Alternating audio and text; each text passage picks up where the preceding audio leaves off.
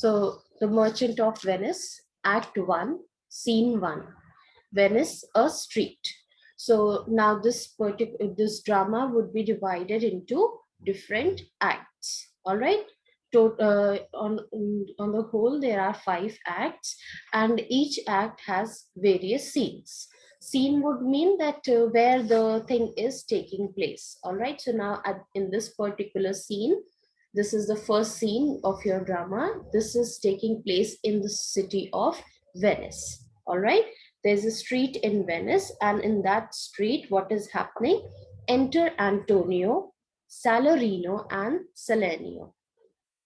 So 3 people have entered, and the scene is going on in a street. So now, what are these 3 people talking about? Antonio says, "In sooth, I know not why I am so sad." That means he's saying that truly, in sooth, sooth means speaking the truth or truly, I do not know why I am so sad. It wearies me. You say it wearies you. But how I caught it, found it, or came by it. Now, he's talking about his sad mood. All right, that his sad mood is making him tired. All right, his sad mood is making him tired, and he says that it is making me tired, it is worrying me, and you people are saying that it is worrying you as well. All right, but he says that I do not know that how I have got this sadness, how I have got hold of it, I myself do not know. All right, what stuff this made of, whereof it is born, I am to learn. Now, from what stuff it is made of, what is the reason of this sadness, where did it originate, I am yet to learn that, I am yet to know that. So he is in a heavy state of depression. All right, he is depressed, but he doesn't know the cause of his sadness. It is just that his heart is depressed, he's feeling very sad, he's feeling very low. But why is he feeling so? He himself doesn't know. All right, he is saying that I am myself to learn that what is the reason of this sadness. All right. And such a want with sadness makes of me that I have much ado to know myself. So he's saying that this, sadness, this sadness is, it is making me very too much difficult for me. All right, this is not my real self, it is making very difficult for me to cope up with it. All right, he is saying that this sadness is making me look like a foolish person. Want it means a foolish person. So he's saying that this is making me look like a foolish person. All right, and I am having too much difficulty because I am not feeling like myself. All right, I'm not able to feel like myself. This is causing me a lot of difficulty. So now you know about Antonio. Let me tell you that he is the main protagonist of this drama. All right, this Antonio, about whom we were talking. So you have come across the protagonist of the play. He is Antonio, and you know that since the beginning now he is very sad, and his the cause of his sadness is not known. Then Salarino speaks, your mind is tossing on the ocean, there where your argosies with portly sail, like signiers and rich burghers on the flood. All right. Now, Salarino is trying to tell the reason of the sadness that Antonio is going through. All right. He's guessing that what could be the reason of his sadness. So he's saying that your mind is tossing on with the ocean. That is, his thoughts are attached to the ocean. Why ocean? Because there his argosies are ships. All right, argosies are, you can write it down that argosies refers to ships. All right, large merchant ships, that is the ships that carry your cargo to various places for trading. All right, it was a ship that derives its name from Argo, which was a ship that was built by uh, Argus. Write it down that it was it derives its name from Argo, which was a ship built by Argus for Jason. Now, there will be a lot of references in this drama, references to mythological texts, reference to historical figures. All right. So at each point, you're going to come across various references and you're going to have to learn about those. So right now over here, Argosies, when I'm talking about Argosies, I told you that it derives its name from the ship that is Argo, which was built by Argus for Jason. So over here, Jason is very important. It is a reference to some particular person. I'm not going to talk about him in detail right now. His name is going to come in a few, after a few scenes.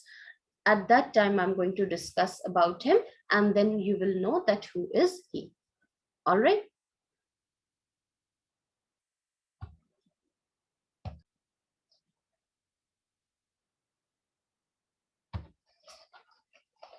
So now he says that your argosies, that is your ships, merchant ships with portly sail. Portly means majestic, grand.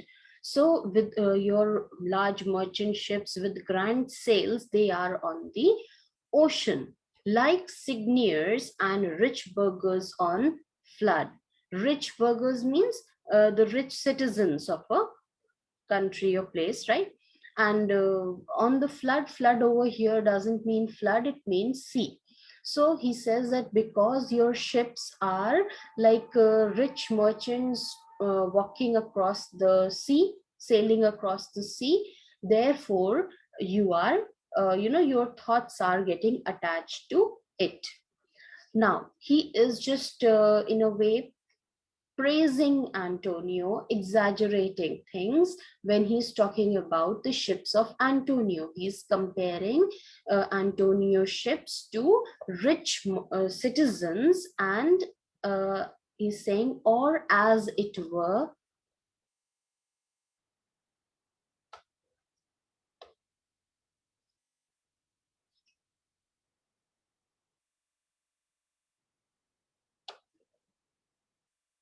Hmm, or as, can you see now?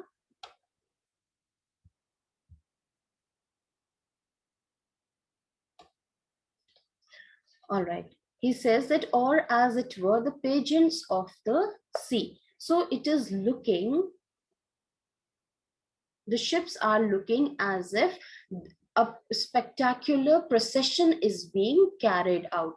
On roads, you must have seen when a well-known person, maybe the chief minister or the prime minister, when he travels, what happens? That everything stops, the road is cleared, and the complete all the vehicles along with the chief minister, they are sent. Or maybe if even if he's walking on his walking by and going, even then everybody is going to stop and pave, make way for him, and then he is going to walk down the road, and everybody else would then proceed with their works. Till then everybody would stand and look at him, and he's going to look upon the other people, and he's going to walk. So in a similar manner, he is talking about the ships of Antonio. He is saying that your ships are like pageants of the sea. All right, they are like a spectacular procession being carried out,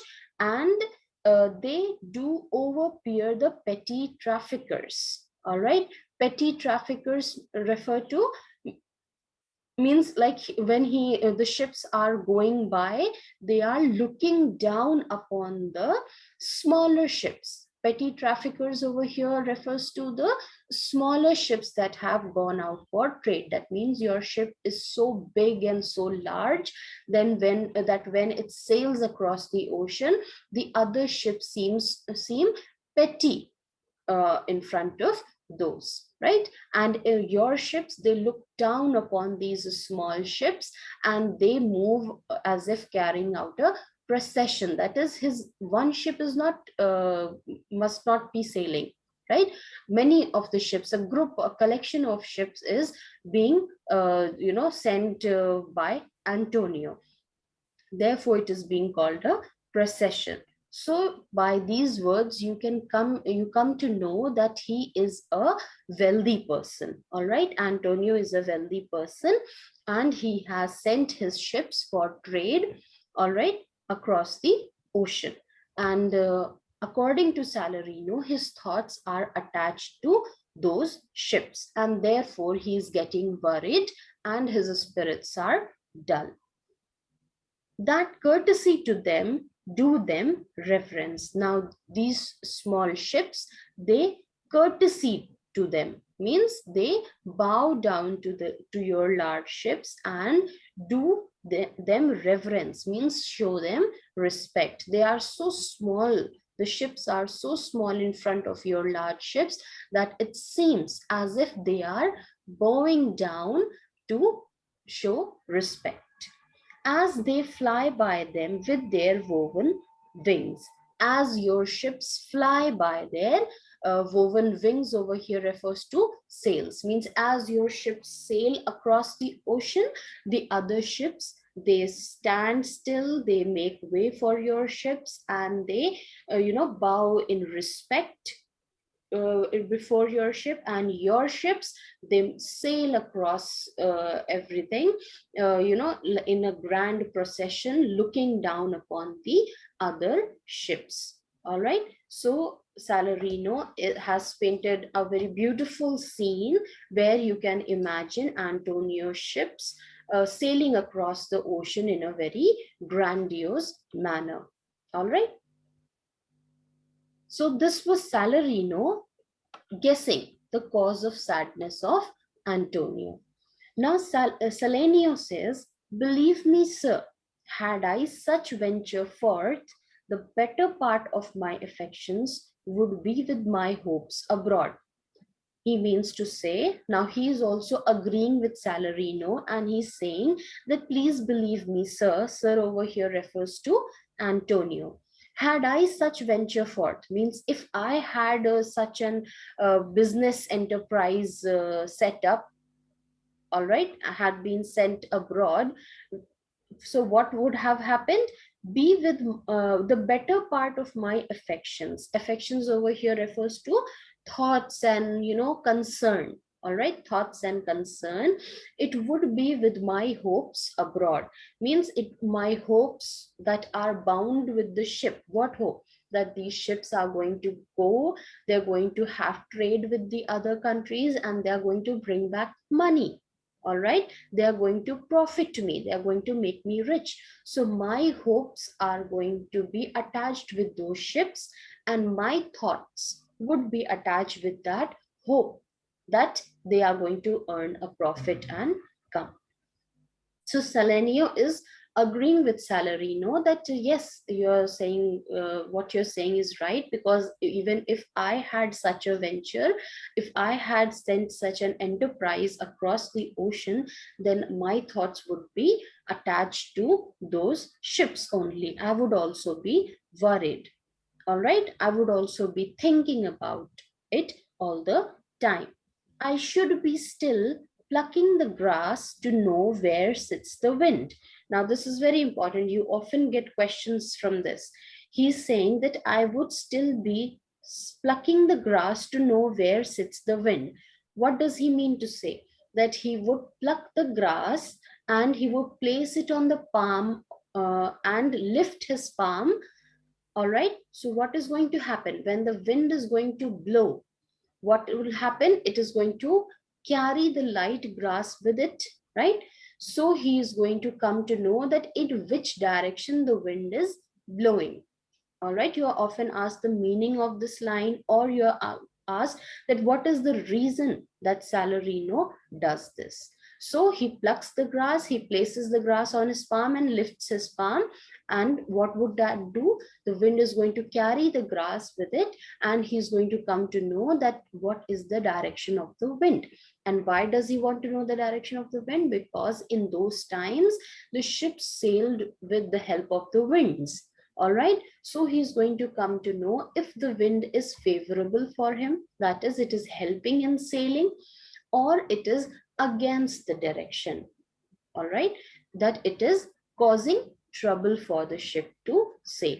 So whether the wind is favorable for him or not, he is going to come to know by this act. So what is he doing? He's plucking the grass and placing it on his palm and lifting it, so that when the wind blows, he comes to know the direction of the wind. And why is he doing so? To know whether the wind is favorable for his ship sailing or not. All right. Then he says, peering in maps for ports, piers, and roads. So he says that I would all the time, what would I be doing? I would be peering. Peering, that is looking into. Looking into where? In maps. Looking for ports. That is, port would be the place where the ships are going to enter and, stop, and things, the cargo would be unloaded and things would be carried out. So they have to reach the port. So he would be looking for the ports nearby, wherever his ships are sailing. And he's going to look for piers and roads. So what does that mean? Pier is a long structure that is built into the sea to that makes the land and sea join. So again, this is something favorable. That is, he's going to look for piers for his ship to stop. All right, they are also like that only port, like port only, constructed for the ships to come and uh, you know come by the side of the ocean and rest and trade to be carried out. People, it makes easy for the people to get in and get out of the ship. Then roads does not mean the regular roads over here. It refers to shallow water near the shore where the ships can stay for a while, where they can lie their anchor and stay. All right. So shallow water where the ships can stay for a while. So he would be taking the maps and looking into it for the ports, piers, and roads, so that he feels peace that yes, the ports are present, my ships are reaching the ports. It is going to take this much time. All right, everything is going to be okay, right? And every object that might make me fear misfortune to my ventures, out of doubt, would make me sad. And he's saying that I would be worried and I would be doing all this, but still, every object that could make me fear, what fear of what? Fear of misfortune to my ventures. What misfortune? That I incur a loss. How can he incur a loss? By being shipwrecked, right? His ships might lose their way, his ships might drown, something could happen, and he fears loss. All right, he fears that he might incur a loss, and because of that, he would be sad. That is, he is also agreeing with Salarino that yes, you are right, this must be the cause of Antonio's sadness. What must be? That is, that he has sent forth such a large business venture out in the sea. So even if I had sent such a venture, I would also be worried, right? I would also be worried. I would also, be bothered. I would also be thinking about it all the time. And you are right about it. All right.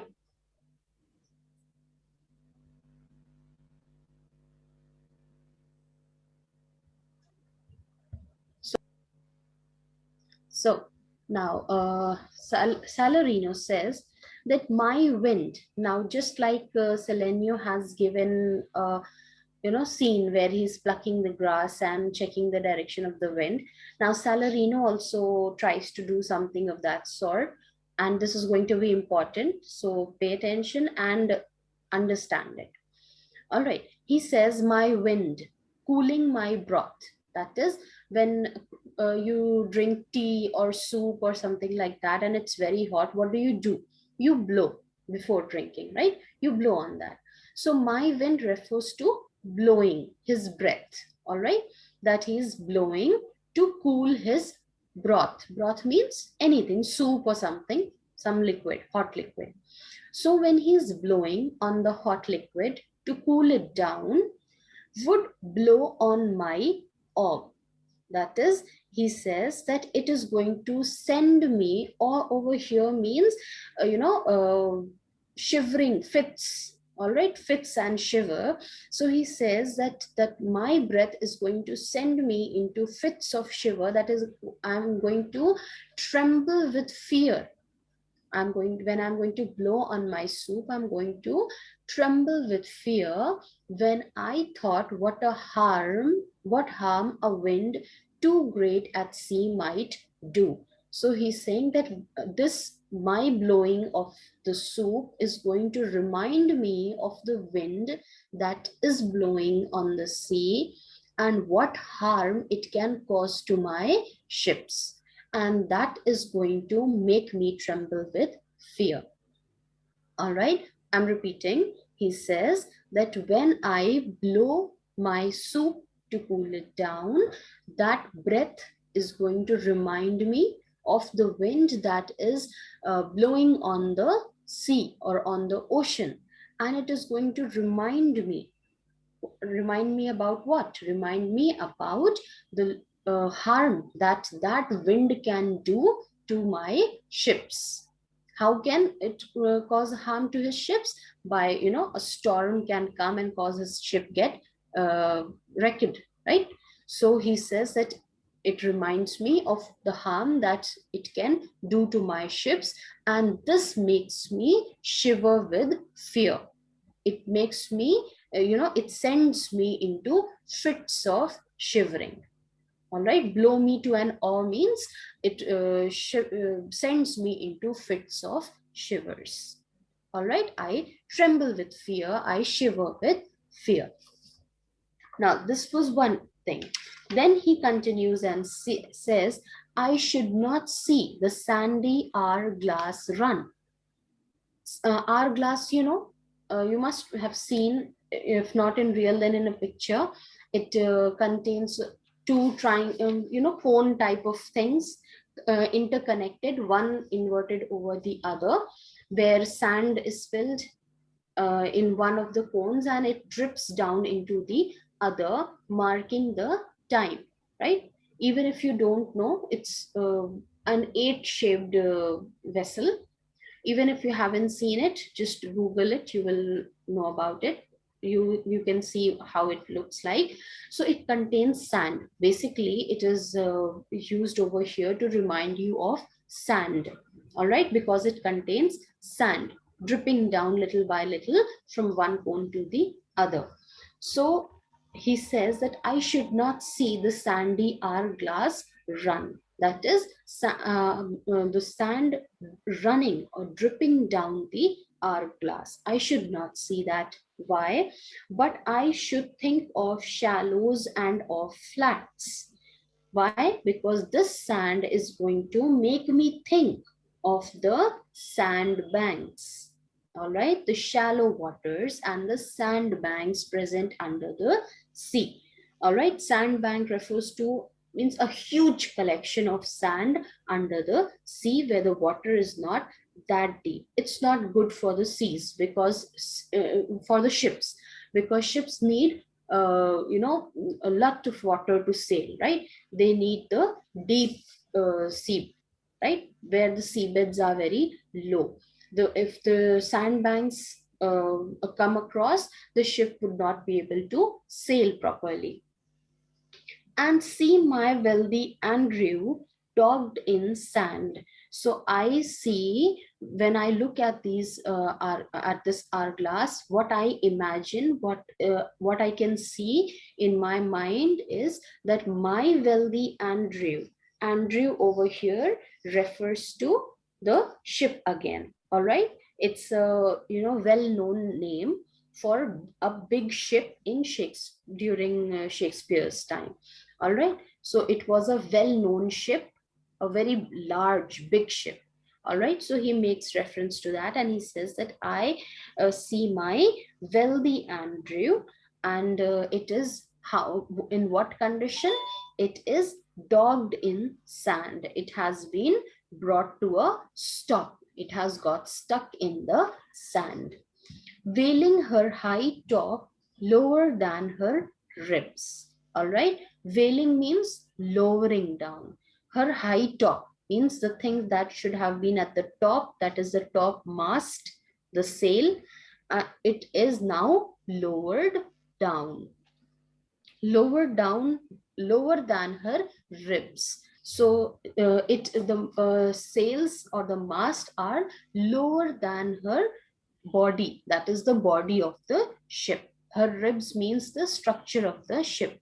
All right, so the sails, the top mast that should have been at the top, they are now lower than the structure of the ship itself. That is, the ship has now, it's not in a good condition. You can imagine that the ship has got stuck. You can imagine a picture that he is painting, that the ship has got stuck in the sand and the sails and the mast are now lowered down. So he's saying that this is the image that comes to my mind when I see the hourglass. To kiss her burial. That is, kiss her burial means it's just a way of saying that my ship lies buried over there. Should I go to church and see the whole? Now, this was one thing. All right, this was first he said that when I cool my soup, I remember the winds. Then he says that when I look at the hourglass, I see, I remember the sand that can destroy my ship. Then this is the third thing that he's going to say, that should I, just a second, should I go to church and see the holy edifice of stone? When I, if I go to the church and I see the holy building that is made out of stone. All right, the church is made out of stone. So he's saying that when I, if I go to church and I see the holy building that has been made out of stone, what is going to happen? And not bethink me straight of dangerous rocks. So these stone are going to make me think about the dangerous rocks. It is going to immediately, straight means immediately, immediately it is going to remind me of the dangerous rocks, which touching but my gentle vessel's side would scatter all her spices on the stream. That is, I am reminded of the dangerous rocks that are lying under the sea, which if they touch my gentle vessel, vessel refers to the ship, if my ship's sides are even they are very gentle, and even if these rocks they touch my ship, what is going to happen? All her spices will be scattered on the stream. Stream means the sea. So all her spices means the cargo that is laden in the ship. That is, maybe that the cargo is spices only, right? So he's just saying that if whatever is contained in the cargo that is contained in the ship, it is going to get scattered all over the sea. How come that just touching of the stone is going to cause the scattering of the spices? It is just a way of saying, he means to say that if my ship gets hit by these dangerous rocks, what is going to happen? My ship is going to, you know, drown, and everything would be scattered on the sea, and I'm going to suffer a loss. You must have seen Titanic or heard about it. It had gotten hit by an iceberg only. All right, Iceberg are huge ice, stones, you can say, very huge blocks of ice. So it got hit by it, and the water, it all got filled in the ship and it drowned. So similarly, he is thinking of a similar condition. All right, here also he's thinking of a similar condition, that my ship is going to hit the rock and it is going to drown, and all my cargo will be wasted.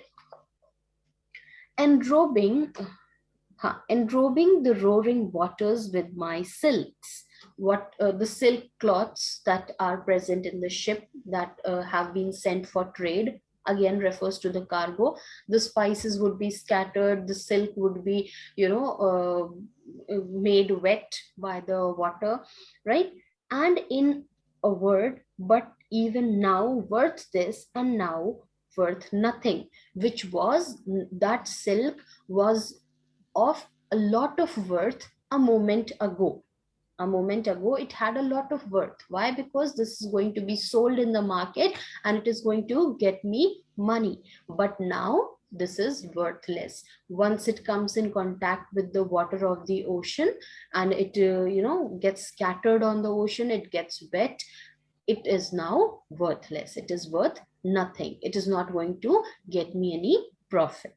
So has painted three pictures where he is reminded of the dangers by the wind, dangers by the sand, dangers by the rocks, the dangers that these things pose to the ships.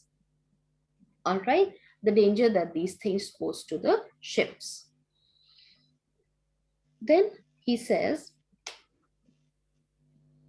shall I have the thought to think on this, and shall I lack the thought that such a thing bechanced would make me sad?